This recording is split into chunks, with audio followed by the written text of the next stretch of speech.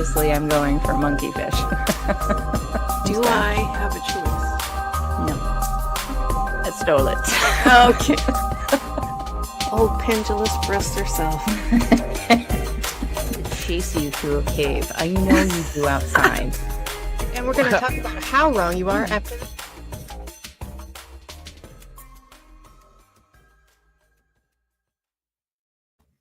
Hey everybody, and welcome to Monsters Lounge. Oh, I'm Jeni. I'm Tressa. Fantastic. Yeah. That last little clip always gets me because it is just the face that I make all of the time. Yeah, you're so fed up with me. Oh, no way. Never. That's why I love you. I love you too. We're going to be friends for the rest of our lives. Yep, whether you like it or not. Sorry. Old and weird together. Yep. Let's get rocking chairs. Oh, okay, that's not what I thought you were going to say, but okay. Let's get tattoos. Yeah. All right. That sounds better. Sounds easier. Yeah. We have two guests tonight. I know. It's very exciting. And not only that, but we have two guests that are also very best friends in the whole world. And they do stuff like we do stuff, but different. It's very exciting. Probably better. And a little bit more professional. Yeah. More professional. And they write books and use words in proper context. That's weird. I know. It's very, very strange. It's very, very strange. Would you like to hear about them? I would. Jeni, tell me. Listen, this is very, very exciting. So Natalie Fowler was once a practicing attorney. She is now an award-winning author and ghostwriter. Her published works include nonfiction. Books on poignant and sometimes dark historical events and haunting legends. She is the researcher and historian for Ghost Stories, Inc., and has led paranormal investigations at some of the most notoriously haunted locations in the country. Inspired by the concept of spirit rescue, she co-founded a paranormal group called Paranormal Services Cooperative and has published accounts of her work as a medium in the field. You can learn more about her work and publications at nataliefowler.com. And we also have Jessica Freeburg, and she is an internationally published author, history nerd, and researcher of the unexplained. She has written a variety of books ranging from graphic novels to paranormal fiction and nonfiction, focused on creepy legends and dark moments from history. As the founder of Ghost Stories, Inc., Jessica has performed paranormal investigations at reportedly haunted locations across the U.S. She has appeared in documentaries and shows on such networks as the Travel Channel and Amazon Prime, talking about ghosts and haunted places, and can often be heard co-hosting popular podcasts. You can learn more about her work at jessicafreeburg.com. Oh, it's pretty easy. Please help me welcome. Okay. Jessica and Natalie. Hey. Hi. Hey, guys. What a nice introduction. No kidding. She's good at that, right? Makes it sound Yes, smart. A+. Yeah. You had to see me look at my notes too. Oh, girl, we're 'Cause going to be I- looking at our notes too, I'm sure. I can't remember anything ever. So, I was just explaining before the show that I picked up Monsters of the Midwest a while ago and had because this is how much attention I pay to details, is I didn't even look at the authors. I just looked, this is a really cool book and I like the cover design. So happy coincidence for me when I figured out that I love this book and you guys were going to be on the show. Yay. We're so glad you love it. It's so good. And I love it because, both of you write fiction and nonfiction, right? Mm-hmm. Right. I love reading research or anything nonfiction with that sort of fiction voice, right? It reads like an oral history of like myth or folklore. Yeah. It's so Yeah. good. That's really what we were going for. So I'm so happy to hear you say that. Excellent. All right, that was a great You nailed show. it. Yeah, that was it. That was my only question. We're done here now. That's all. It was Thanks for just, joining us. This podcast is primarily just inviting people that I like on, and then I compliment them, and then that's it. That's why I go on podcasts. I just like to get compliments. That's fair. Wonderful. This is going to be a beautiful arrangement then. Oh gosh. Yeah, that style of writing is called narrative nonfiction. And I did it for a couple of books that I wrote about the Holocaust. And then I did a book about the Haitian earthquake in 2010 in that same fashion. So when we were approached about writing this book, we thought that would be a really fun way to tell the stories, because it does just kind of bring that element of like, it's more storytelling. And I feel like it's more engaging and you feel more, involved with the characters that are living through the experience. So, and we were fiction writers first, so it's nice to have that. It feels like home when I'm writing like that. Yeah. Yeah. I had to laugh because we were speaking at a library event a few weeks ago and I'm like, we're fiction writers. And I had all of our books up on the big screen and I turn around and I'm like, I swear we're actually fiction writers because we have so many nonfiction books now. But these are real. It's fine. Yeah, it's so good. And especially going back with that, like, because folklore and myth started off as oral traditions, like stories passed down to. So it's nice. It's so gratifying to find something that reads like that. Well, that's our goal with these books too, is to make the reader feel like they're actually experiencing what the person who saw the monster or ghost or whatever it is, make them feel like they're in the story themselves. So yeah. Amazing. Do you guys have, because how many of these books have you written by now? Because you just released a couple too, right? Yeah. So we started with the Monsters in the Midwest. I want to say we wrote that like 8 years ago. And then it was doing really well with our publisher. The publisher who does this, they really kind of specialize in regional type of books, but a lot of their books are like rocks of the Northeast and flowers of the South. and so they thought they'd add to the guidebooks with like monsters, like just the next time you're walking in the woods. It's the book you want to buy on vacation though, right? Because if you're traveling somewhere you've never been, it's always the first, I mean, at least I always go for the creepy things. And we're weird though. Obviously. I want to read about the legends. I want to read about the cool history of the place that I'm visiting. So it's a book that these books really do that for people. So yeah. So they re-released it, which is like a huge compliment as an author, because that means that we were making them a lot of money and they thought they could make more off of it. So they gave it a cool new cover. And then they had this conversation with Natalie and I that was basically, how many of these realistically do you think you could write in a year? So we're like, maybe 4. So we did. We had 2 come out this fall, and then we'll have 4 more coming out next fall. And we think we might have to scale back to maybe 3. Yeah, because we also need to have a life and write some other things too. Yeah. And raise our children. I mean, that one. Yeah. They're fine. They can read the books. They're fine. Right. Well, yeah, that's a ton of work to come out in just such a short period of time. Do you guys have anything that pops out in your brain as one of the coolest stories or one of the coolest hauntings that you've looked at? We'll take all of it. All of the coolest stories that you can recall. Only the cool ones, though. Don't give me the boring ones. They're all cool. I think my favorite monster in the Midwest was the Wendigo. I just find that creature so fascinating, and the way that it was, it kind of was spurred out of legends from the native folklore, but they believed in it so completely that there was actually a man named Jack Fiddler who was prosecuted for murdering people. I think he was caught by killing his brother's daughter-in-law, and he was killing them because they all thought they were becoming Wendigos. Like they had been affected by the Wendigo and they were going to transform into one. And that's how strongly they believed in this legend. And he killed his daughter-in-law and then I think 14 other people he admitted to killing. Oh my God. Yeah, he was like a serial killer, but people were like, calling him like, hey, I've got one.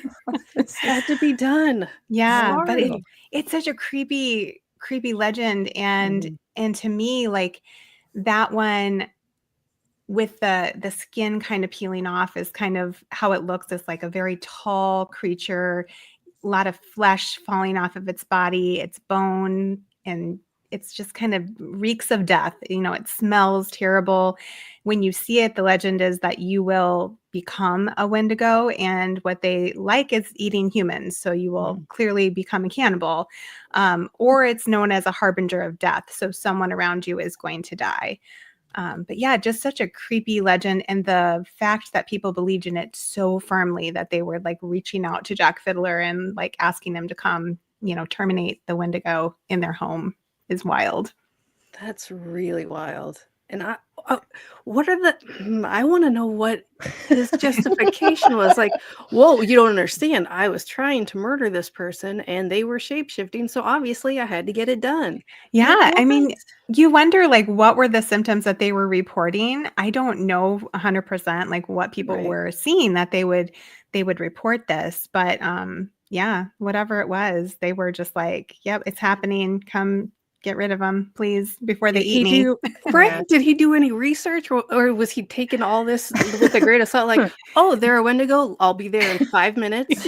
I'll have my stuff. Got it. I've got my Fine. Wendigo kit. Hooking my horse to my wagon. I'm on my way. I think it also speaks to the time period, right? Yeah. And people's information was just so sporadic and few and far between. It wasn't like today. I mean, they were lucky to get stories in the newspaper.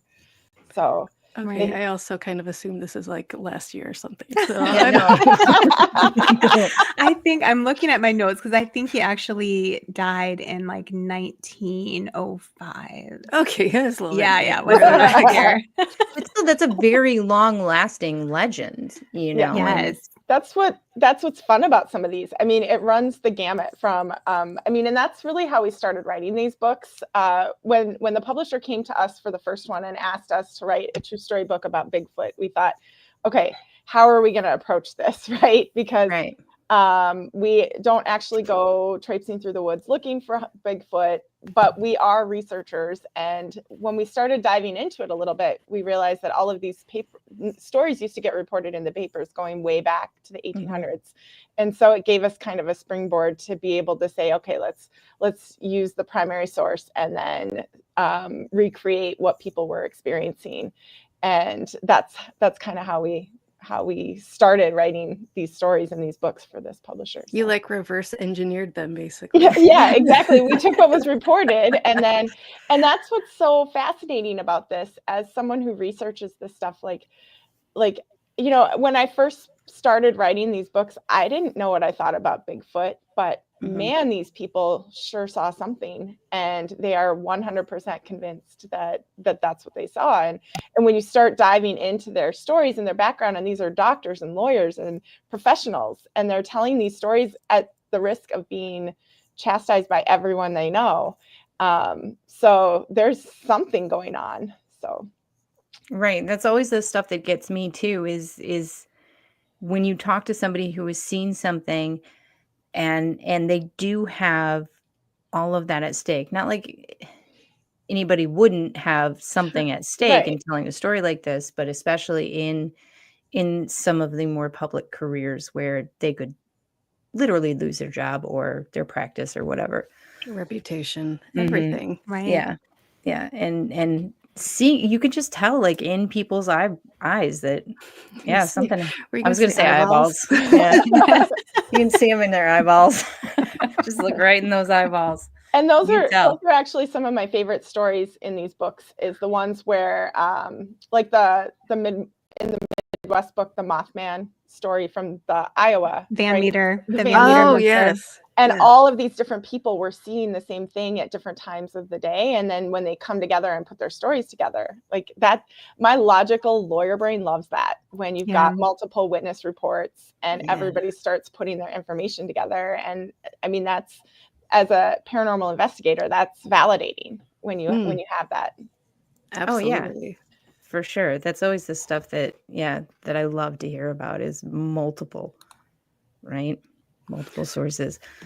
What other stories do you guys have? So we're all on board with the Wendigo, right? We're all into that one. It's so terrifying, especially being from Minnesota or living in that area now. There's so much history there. Yeah. Yeah, So we're all on board on that. But who else do we have? one of my favorite creepiest stories in the Midwest book was it's from Indiana, and these women went swimming in a river. And as someone who grew up in Minnesota swimming in lakes, and actually I'm a swimmer, I swam all through college and high school, but I was always terrified to go swim in lakes, because of the weeds and everything. And they were swimming in Indiana and in a river, and something reached up and started grabbing at their legs and pulling them under. And that's kind of my biggest fear as a swimmer. Right. Listen, you can't see the bottom. Yeah. Yuck. Yeah. It's slimy things. And then something's grabbing. No. Absolutely no. And I think that's the story where they started telling everybody what happened to them. And a few days later, they got a visit from the Men in Black saying, you need to stop talking about this. And Jessica did some research for a presentation that she did and actually found a UFO sighting that was right about the same time. So that was really cool. Yes. And we wrote about that one in one of our books coming out next year, actually. So right around the same area and at the same time, there was a very well-known UFO encounter where the family was, in their home, and they saw these little, I can't remember if they were little green men or little gray men. Oh yeah, that was a different one for. But that was at the same time and in very close proximity. And I think that might be why the Men in Black came and said, you need to stop talking about this, because they were kind of very on radar with this UFO alien encounter, that this whole family, I think there were 7 or 8 of them in the house that witnessed it, and they were shooting at them. There were holes in the walls, and the children were under the beds crying, and it was wild. It sounds so much I sit here and laugh It sounds so much like the Hopkins. Right, that's what I was that's the one. That's the one. Yes, thank you. I couldn't think of the name of the town, but that was the one that happened in fairly close proximity to the green clawed beast, which is what Natalie was talking about. Oh, so was there a legend of this river guy in the river and trying to pull people under? Yeah. Oh, do we only have the evidence of someone being grabbed and pulled, or she had a handprint on her leg, I think. No. Yes. Yeah. And it lasted for days. And she couldn't get it off. Yeah. Okay. Yeah. And she was swimming with her friend and their children. So there were multiple witnesses that saw it happening. And then she had this handprint that was green and on her skin for several days. No, get out of here. But yuck, right? Yeah, no. I'm only swimming in pools. Sorry. I mean, you don't know what's in a lake anyway. And I know there's dead bodies under there somewhere. 100%. Just teeming with dead people. Listen, that's just a huge fish toilet anyway. Who wants to swim in that? No, thank you. Ugh. And just a toilet in general. I mean, what do you do when you're at the beach and you gotta go? You're going in the water. So we have lakes and rivers just teeming with dead people and urine. Yeah, exactly. You heard it here first, folks. That's just nature, okay? That's why I don't understand why you love nature so much. It's gross and weird. Yuck. What is there something that aligns with that river creature thing? Is there a legend of something that lives in that river, or is that the only instance of that? No, it was a one-off. That was it. Yeah. That's what's fun about all these stories. Some of them are based on native legends. Some of them have been told year after year. Others are just these random, just a random sighting that people see. And then, there's a whole bunch of those. So whether they're aliens or cryptids or monsters, Yeah. So what I think it means is that Tressa and I are going to use this as a guidebook next summer. For when I drag her into the outside and into the outdoors. It's happening. It's happening. I do that with my children when we're writing books, especially when we did the Midwest one, and we would be going places and we'd be like by a certain lake, and I'd be like, there are mermaids in that lake, and this is where they saw Bigfoot. And they're like, Oh. Mom. My kids know that if they have a soccer tournament out of town, then I'm going to go off and find whatever is haunted so that I can deduct the trip on my tax. You are a smart woman. Oh, there's a reason they gave you a law degree. Scouting trip for our next GSI event. Yep. I'm sure Jeni has way more monster and other questions, and we'll hear these questions, maybe even some answers right after this. For those of you naysayers, I want you to know how much I appreciate how many of you grabbed a hold of my small package after last week's show. It is out and available. You can get both of my books, The Other Side, A Guide to the Paranormal and Ghost Hunting, and my brand new book, Theater of the Mind, Tales from the Darkness. Both books are out. One, of course, kind of a how-to ghost hunt book, and the other story book of strange supernatural occurrences all around the world. You can get your hand on my small package by just ordering it right off of my website. You can go right to paranormal60.com, scroll down on the front page there, or go to the shop and scroll down and you'll see our book bundle. And I was so humbled by the fact of how many men put their hands on my small package at the end of last week's show and bought it. It was great. It made me feel loved and wanted. I'm not going to lie. It never gets old. Yes, it does. It got old the first Yeah. time. Yeah, I know. But it continues. Kind of what I meant. Just that. Dave. It's a wonderful ad.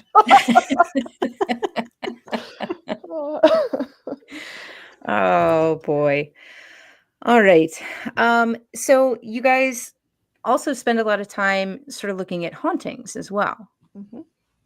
Yes, and we were really excited when the publisher said that we could write some ghost stories too. At first it was just the monster books, and we're going to get all of the regions done. We're really excited to have that whole series completed sooner than later. But then they said, well, you could do some ghost books too, and if you could do, a state in each monster region, so they can kind of become like this package situation when they go out to sell it.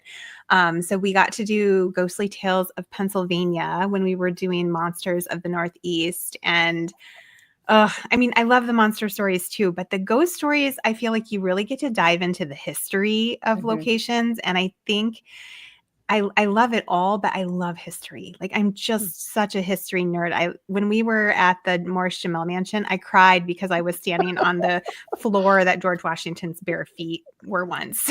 I just was so overwhelmed by excitement. Listen to me. I am a Lincoln fan. I am a Lincoln girl all day long. Yes. Born and raised in Illinois. Absolutely love the man. I went to the Lincoln Memorial and I wept. Like a small child. Anyway, I feel that. Like, it's such a thing. It's so exciting. It is. But that makes sense because obviously you're going to have a little bit more history surrounding an actual location, at least history that is reported and that you can go research.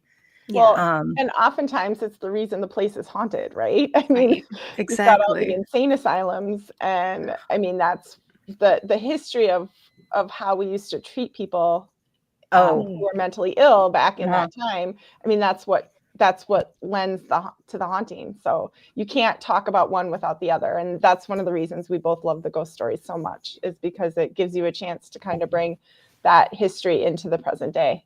Yeah. And Natalie and I are both sensitives. Part of the reason we do the stuff that we do is, for me, at first, it was really to try to make sense of what I was seeing my whole life, right? Like, trying to understand why I'm the kid seeing dead people, and, not everyone else was noticing that as I was. And so there's some validation, I think, in that, when you're researching it, and there's all of these reports of other people having similar experiences. So I guess I like it for that reason too. Do you have an experience that was like parallel to other people's in a investigation or anything like that? Well, I mean, Natalie and I parallel each other all the time when we're investigating. It's sort of hilarious. I think one of my favorite stories is we like to, when we do an event, we always like to make sure the space is good and ready for people to come in. And we always want to be very respectful of the energies that are there and kind of give them a safe place, so to speak, so that if there's some crabby spirits, they don't have to be bothered by us. And one time we were down in the Palmer House basement, and I'll just never forget this one because we were walking around, just kind of looking around, and we're walking out, and neither of us really said anything at first. And then we both kind of looked back at this one particular corner, and I was like, "Did you see that too?" And she's like, "Yeah." And I'm like, "Yeah, it's like a little gargoyle, right?" And she's like, "Yeah, exactly." I'm like, "Yeah, I feel like we can come back down if things are like quiet. We can come down and like ask the little gargoyle thing to come out and interact with us." And so fast forward like an hour later or so, and the boys were downstairs, and they're like, when the boys are together, they're always like, "Jess, Natalie, we need one of you down here because we're kind of like a magnet, I think, for things."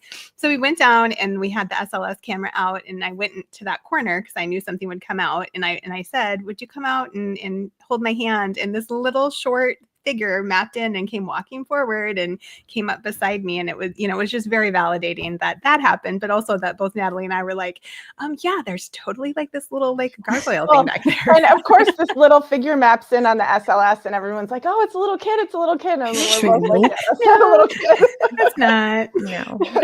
But that's also the corner, just to like give you the visual, the corner was where they keep the Christmas trees. They have like 10 Christmas trees down there that they keep during for storage when it's not Christmas time. So it was this whole like wooded scene in the basement. So, I mean, it made sense that there'd be more of an earthy inner earth creature like kind of lost in the tree collection down in the basement of the Palmer House.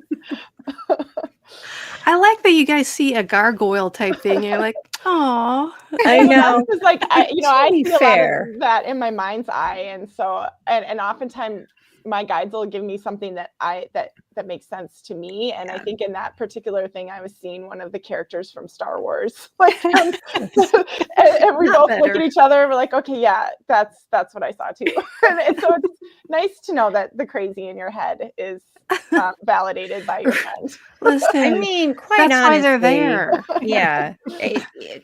I don't know why you're at all surprised. Tressa, we would do the exact same thing. We would see a tiny little gargoyle creature and be like, "Who's coming home with us?" Yay, new pet.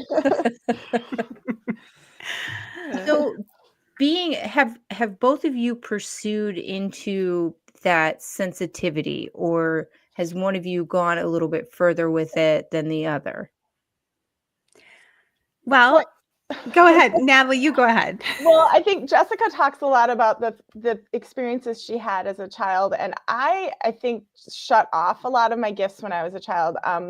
I talked a lot when I was little about my imaginary friend, who would go with me everywhere, and it was always this story that kind of survived my childhood, and it was always Natalie's imaginary friend named Darnie. And the reason everybody told the story was because one day my mom asked me where Darnie went, and I think I was about 4 years old, and I said, "Well, Darnie had to go. She died of a heart attack." and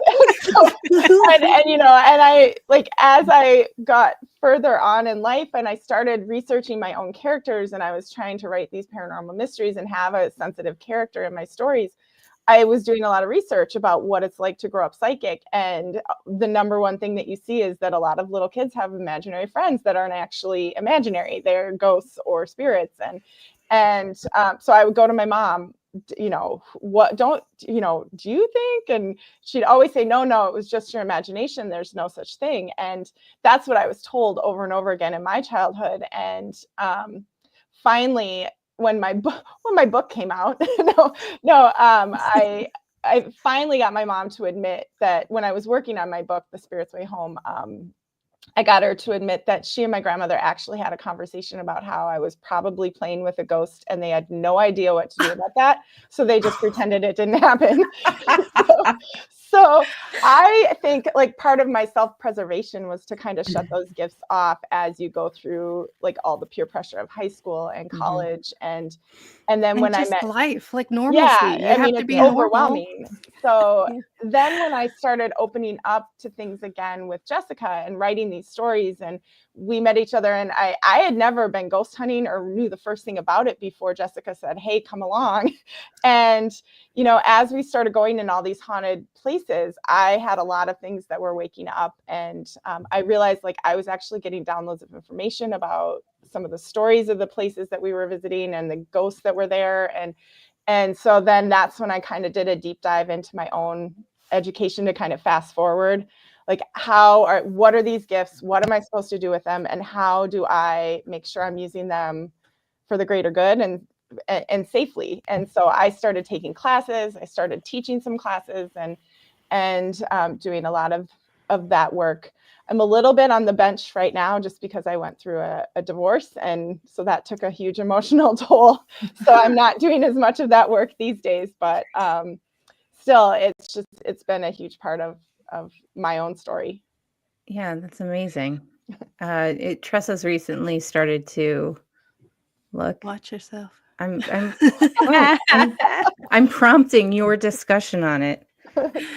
Oh yeah, I feel like I have a very similar experience where there was something there and I was like, oh, I don't want to be weird. I gotta be normal so I don't get ostracized. So I'm gonna shut everything down.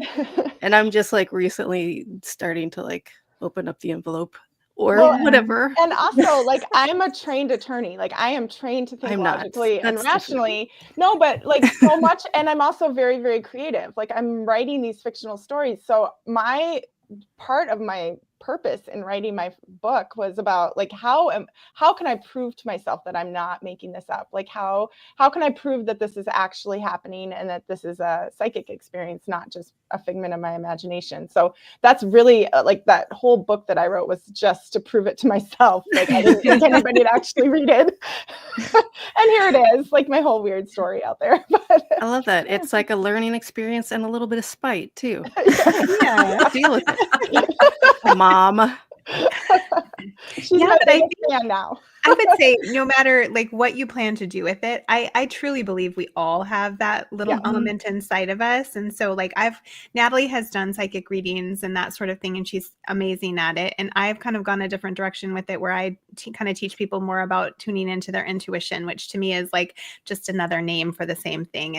And part of that might be I was raised in an evangelical home. And so like psychic is a dirty word. And like, like I did not want to be the girl at church camp seeing the ghosts, and like it was mortifying to me. But taking classes, like Natalie said, we both have done classes with different people and mentored with different people. And I think mentoring and working with a variety of different people, and because we all experience it differently. And so like seeing how other people experience it and how that works into the way that you see things and feel things. But like, if you're going to dive deeper into it, Tressa, like just open up to like multiple different educators and learn from a lot of different people would be my advice. Yeah. I love that. I always say that like it's a divine message, and I was raised Catholic too, so we have that in common where we could both come from the religious backgrounds and upbringing. But I always say that it's a divine message, but it's coming through a human interpreter, and humans by their very nature make mistakes and have a lot of ego. So by going and learning from a lot of different people, you can kind of pull the common threads and run it through your own filter to see what resonates. I love and that. kind of, and we're all wired differently. So, how my gifts work for me is going to be different than how Jessica's work, or just because we're all so different in how we tune into this. So, yeah. I love really this. like I'm depending on Tressa to further her own education in this. So any tips? I think they gave us some just then. And that's what I'm saying. Oh, yes, okay. those I are thought great. you were asking for more. No. Those I were really like appreciated. that advice because I get loyalty, and I feel like I don't want to cheat on this person that I love very much. No, and I don't think they ever feel that way either, because I think logically I'm just they being shouldn't. If they do, then there's a problem. Yeah, that's a bad sign. Yeah, absolutely. But I it's not something I'd really thought about before, and I love that. Thank you. I'm gonna Yeah. check Yeah, that out. Do it. Because I think when we have those hits of intuition and we have those things that we notice, whether you're doing a psychic reading for someone or you're just observing things casually among people, I've had things come through when I'm just sitting in the, waiting room of my son's physical therapy office, and there's a message that the receptionist needs to hear, and I will try to find a way to say it where I don't sound like I'm giving her a psychic reading. But to be able to like deliver someone comfort and peace, however you Right. choose to do that. I like think the idea of you sitting in a waiting room and like, hey, do you ever feel like your pancreas is just weird? You know that? No, I literally had an elderly woman, the mother of the receptionist, come through, and I was just sitting there minding my business, trying to write. I was sitting there writing, and I'm like, I'm not telling this woman what you're telling me to tell her. So she wouldn't stop telling me what to tell her, and so finally, I was like striking up casual conversation and just kind of layered it in there. Like, did you feel like your mom loved you? Because I feel like she's proud of you. I was just thinking about just how like, much my mom whatever. loves me. I'm pretty sure your mom does too. Pretty Yeah, sure. I don't It's know. really, like, yeah, and that you left the money behind the couch. I feel like my mom would have said You that ever to me. have So one of those maybe weird floorboards like Right. right underneath the Mm. table? Like I bet there's probably money in there. I don't know. It's weird. It's a weird thought. It's Oh, fine. It's man. fine. Go back to my work. Okay. Yeah. Find a new doctor. Yeah, Pretend not this a problem. All right. conversation never happened. It's Cool, such a cool, fine cool. line though, because like I once had a psychic tell me like spontaneously she started to just rattle off all the horrible ways that I'd been killed as a witch in a past life. Oh, I'm like, I already knew that. I didn't need to know the graphic details that'll now replay in my mind over and over again. So it's like you have to like there's a responsibility a little bit there with like when you're Yep. getting that message for someone, like how can I do this in a way that isn't gonna Traumatized. traumatize the person that it's for. But I always think too that it's like I'm not going to get the message if there wasn't an appropriate way to say it. Something wouldn't Yeah. show up for me if it wasn't something I was supposed to deliver. So All right. I think I've just figured out where I fit in to Tressa's intuition and her developing these skills where she's probably going to channel in things. So Tressa's going to see things, and then I'm going to give her tact. Ooh. teamwork. Nailed it. dude, that's like stop censoring me, Jeni. What? Just let me be me. It's going to be my full-time job. So do you guys? Much like this. Oh, hey, Tressa. Jeni? Oh, I'm just reading my book by international TV sensation, Dave Schrader. I'm reading the book, too. I don't remember the name of it or who wrote it, but yeah. There. I like your shirt. You? I got it on monstersloungepodcast.com. You've got a great shirt, too. Oh, this? That's so weird. I got it at monstersloungepodcast.com, too. They have really great stuff. A full variety. I know, right? They have everything. Shirts. Tote bags. Clutches. A phone case, I think. It's the best.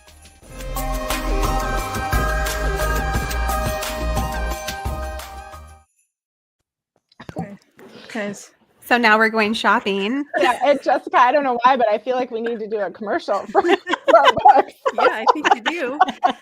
Listen, you guys may have books, but do you have calendars? No. With one pose, but changing backgrounds. Yes. 'Cause we do. I'm We getting that calendar. I kind of want the clutch. Nice clutch. It's It is. lovely. It is. So do you guys go to, obviously at that specific incident you guys were together, but do you investigate locations together? Yes, we love We to. do. Yeah. Okay. How does that interact within the context of the friendship, do you guys find that you get more protective of each other, or if there's like a negative We're usually the entity ones or protecting negative the space? boys. We're usually the protectors. That is true. I feel like, honestly, I think that you kind of get what you're looking for a lot of times when you're in an investigation, and we generally are not looking for things that are dark and Mhm. not nice. A lot of the times our investigations lately, like we do some without doing events, but a lot of times we're doing events. And so we have other people there, and for them, it might be their first experience. And so we want to make sure that they're having a pleasant one and they're not traumatized. And so we That's definitely nice. we spend a lot of time like I said, we make sure the space is clear of the ickies, and like only the nice things are going to come out to play. So we're really protecting the space and working to make sure that the gross stuff stays in the corners. And I think we're really compatible too when we're, when we do run into something that's a little bit more negative, we both know it, and we will work together. It's a teamwork situation. There've been, I think there's a story that I wrote about in my book, an experience that happened at the Palmer house, and it was something a little darker in the basement, and we both knew that it was there, but we had a group, so we were going to work, we were going to make sure that everyone in our group stayed safe, and make sure that whatever that entity was not going to come in while we had a group there. So What happened with the entity? How did you know it was like I need more? Well, so one of my mentors, actually, I kind of unpacked it with her after, and that was some of the best advice I ever got in this work. Annette, she works with angel energy, and I ghost wrote a book for her on it's called Angel Relationships, and it's all these different ways that you can connect with your angels. And I was working on her book at the time that this was all going down, so I was talking to her and kind of collaborating with her on it. And she looked at me and she goes, "Natalie, if you're going to do this, you have to pull on your big girl pants and just go do it." Yeah. It's like, oh, okay. Right. I'm pulling on the big girl pants. And yeah. The crazy thing with that was too, like, we knew that it was something not nice, but everyone in the room thought it was a dog. Like, and they kept whistling for it to come in. We're like, that's not a dog. Oh. And so like we're doing like the mental stuff, and we're not communicating with each other verbally, but we're both doing exactly the same thing at the same time, where we're doing this mental thing where we're kind of like putting a barrier around the room, and so that particular thing can't come in, and everyone's like, "Come on, little guy, come in here." I had Archangel Michael standing in 4 corners of our room that night.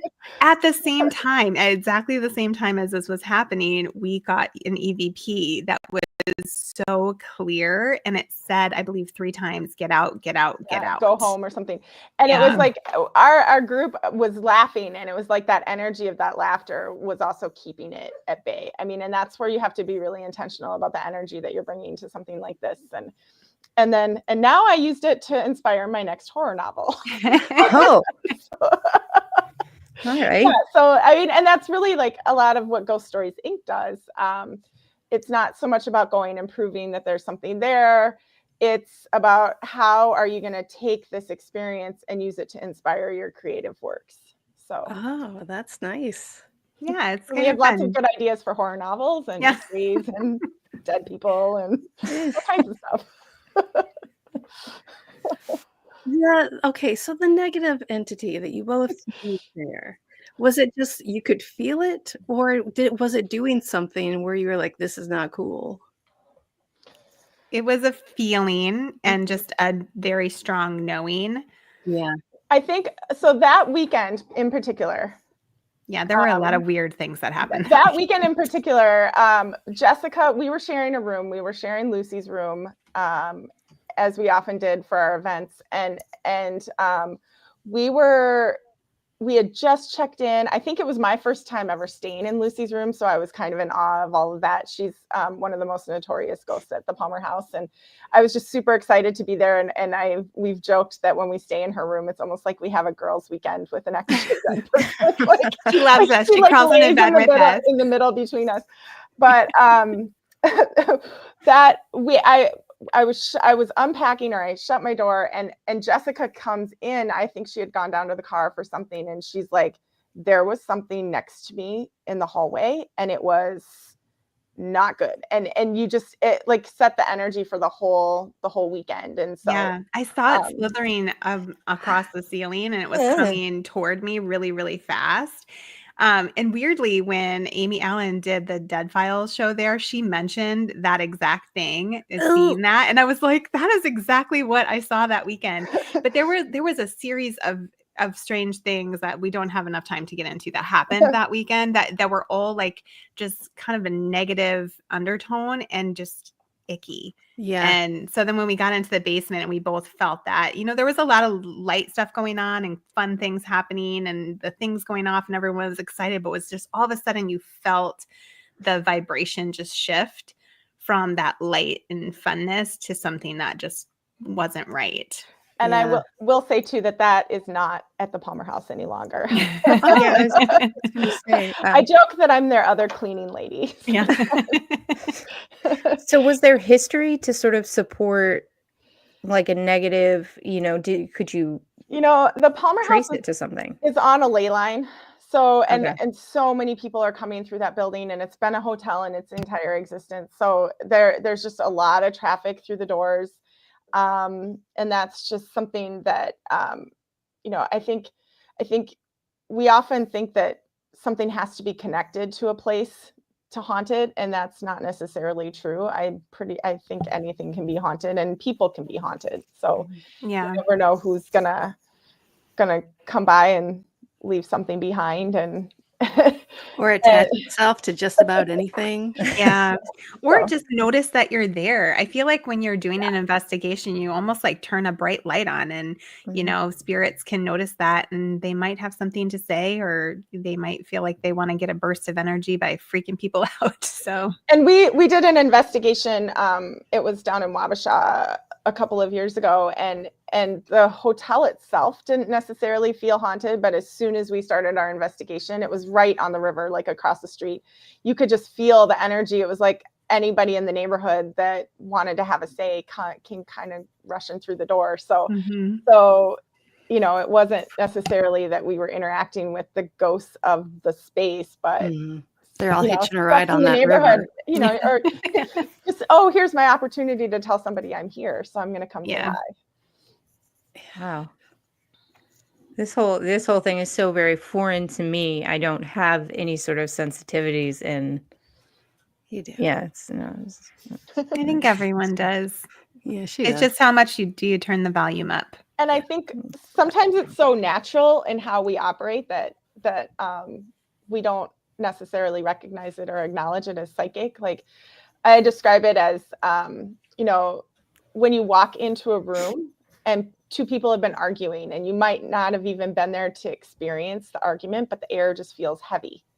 Yeah. And so, I mean, that's psychic. That's getting information through your senses, that your sixth sense, and the clairsentience of that psychic gift of feeling. And if you can kind of realize, oh my gosh, that is something that was psychic, or I do know what that feels like. I have walked into a room after somebody's just yelled at each other, and it's a way to like kind of start to realize, oh my gosh, that's how that gift works, because they are very, very subtle. Yeah, that's the thing. Nobody is screaming at you with this stuff. You Right. gotta pay attention. I feel like they are, though. I feel like that is a thing that Sometimes. happens. Yeah, I mean, with some people, and when you are there to recognize it, but if you're like, nope, it's not happening at all, you're not gonna hear it. That's Yeah. awesome. Oh, totally. And That's I think too, we kind of set barriers up around us and we don't even know we're doing it. Yeah. So we've had people come to events where they're like, I don't want anything to happen. And then like nothing fun. happens. We're like, get out of here. Why are you here? Stop saying that. We paid money for this. What are you doing?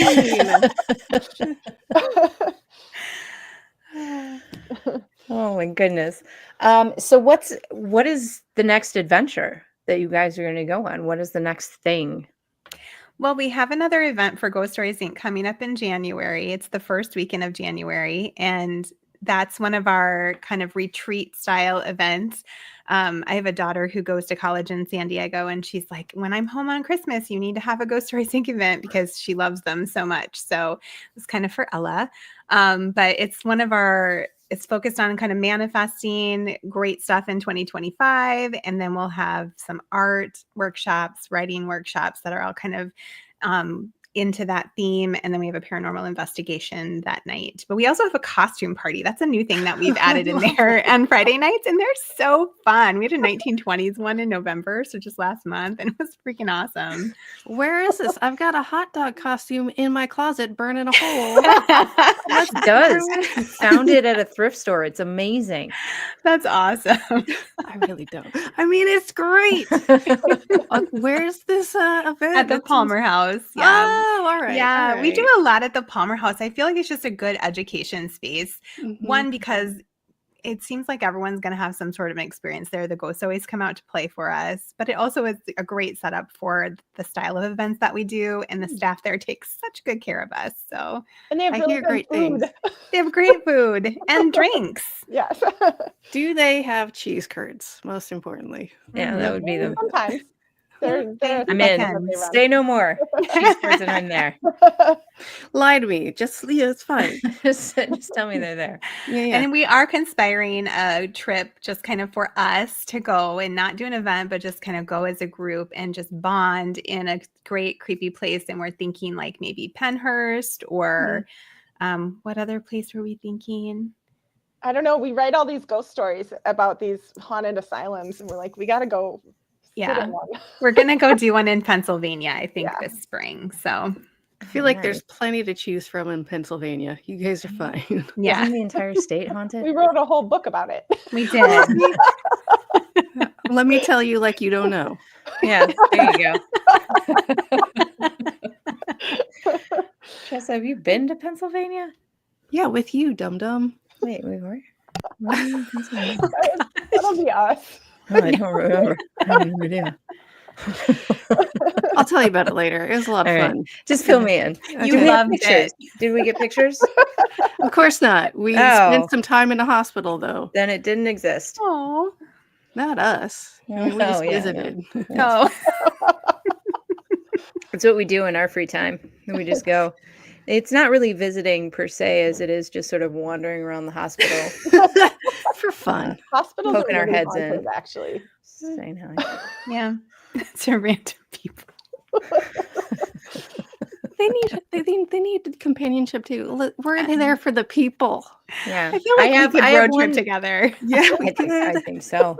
Yeah. I have one last question. Getting these senses and these feelings and vibes and experiencing different places, have you guys been to any of the like more like areas, like outdoor areas of high strangeness, like the UFO hotspots or Bigfoot hotspots? I know you don't go investigating them very often, but have you been to those? And if so, how was that reaction? Did you have sensitive reactions to the land, to the area itself? We haven't been anywhere specific like that. We did do an investigation at a what used to be a poor farm, and we had to go we went on a hike out through the woods in the middle of the night to go find a forgotten cemetery as my dog starts barking. And that was, it's a completely different experience to be outside feeling something haunted as it is to be in a house. Yeah. And we did we went out to California and we went and found where Spawn Ranch used to be. Oh yeah. Specifically, we haven't done anything where we're specifically looking for alien, UFO, or cryptid type of things. So far, we've only looked for ghost stuff or history related to the place that we're investigating. In that case, we were investigating. Oh my gosh! All of a sudden, I can't think of the name of the house, but it's the one right down the hill from Sharon Tate's house. Oh, Cielo Drive. Yeah. But that was a crazy trip. It was crazy. And walking around and finding Spawn Ranch, like it was kind of funny because we're all pretty joking and laughing and always having fun together. And we were doing that the whole time we were trying to find it. And we're walking out in kind of a deserty, dry area and we're totally lost and there's no maps to find it. But we did find the Manson family cave where there's that iconic picture of them in it. Right. So we like jumped in there and took a photo together. So there is photo evidence that we were there. Good job, you guys. I'm proud of you. But there's a very iconic photo of where Spawn Ranch used to be. And when we got to that spot and you were standing on the hill and we all realized that we were looking down on the place where all of this terrible stuff was kind of orchestrated by a madman. Mm-hmm, everybody just got silent. It was like everyone just walked away from each other and had their own like kind of emotional, spiritual experience. And however I get chills even just listening to you talk about it. Yeah, it was weird. So crazy. Yeah, same. I wasn't there and I have chills just thinking about it. It just sounds yucky. Yeah. Ugh. Listen, we're just about done. Do you guys have anything you want to plug aside from events? Hey, tell us about some books you want to sell or something. All of them. Whatever. Cool. We have something for everyone. Yeah, any of our monster books. If you go on Amazon or Barnes and Noble, someone just sent me a picture today when they were walking in Barnes and Noble and saw The Monsters of the Midwest, I think it was, and they snapped a picture of it. I just had a novel come out, so an actual fiction book that came out into the world like a couple weeks ago called The Homecoming, which I'm super stoked about. So nice. Yeah, just buy any of our books. Buy them all. They make great Christmas gifts. Okay, fine. I will. Great. Yeah, that's what Tressa's getting for Christmas. Just yay! Books and books and books. Books. No complaints. Anything extra you want to add, Natalie? No, it was so lovely to hang out and talk to you and have, this hour just flew by. Yeah, thank you guys so much. This was a lot of fun. It really was. I can't wait to go on this road trip that we're definitely going to do soon. Seriously. And totally we should. I'll go with you. Super. Yes. We're going to do these things. Stick around after we close up for just a sec. So we'll plan out our road trip. Yeah. We're going to Pennsylvania. We could go. That's a state? Is that what? Oh my God. Jeni, you just hang out in the car. We'll get you there. Fine. So again, thank you guys. Jeni, it's my turn.